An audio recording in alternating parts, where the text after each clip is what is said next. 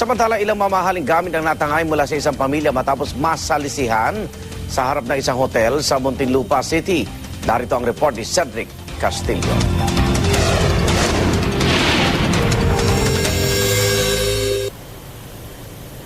Sabado de Gloria nang mag-check out sa hotel na ito sa Alabang, Sinoy. Hindi niya tunay na pangalan, kasama ang kanyang asawa at mga anak.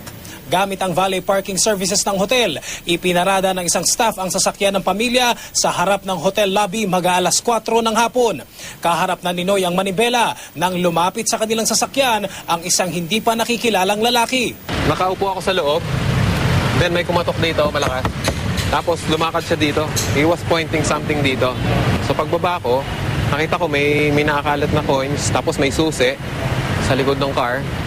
So kinuha ko. Pagpasok ko, wala na yung bag ng wife ko. Excluding the bag, siguro yung camera alone would cost more than 100,000. Sa CCTV footage na ipinapanood ng management sa biktima, kitang-kita raw ni Noy kung paano siya nasalisihan ng hindi bababa sa 5 tao. Yung nag-knock sa akin, before he did that, naglagay siya ng props niya dyan, ng mga coins. Yung kasama niyang girl, may hawak na umbrella, tinatakpan niya naman yung security guard. Tapos may dalawang guy na pumasok dun sa harap, kinuha nga yung bag, tapos nagtakbuhan.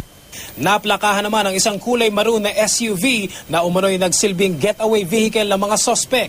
Tumangging magbigay ng pahayag sa GMA News ang pamunuan ng naturang hotel, pero giit ng biktima. I would say na liable ang hotel. The fact na pinark yun nung staff nila dun sa area na yun, within their premises, in front of the main entrance of the hotel, safe yun.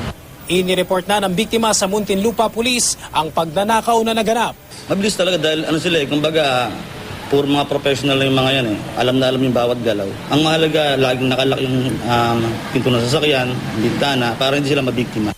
Para sa unang balita, Cedric Castillo reporting.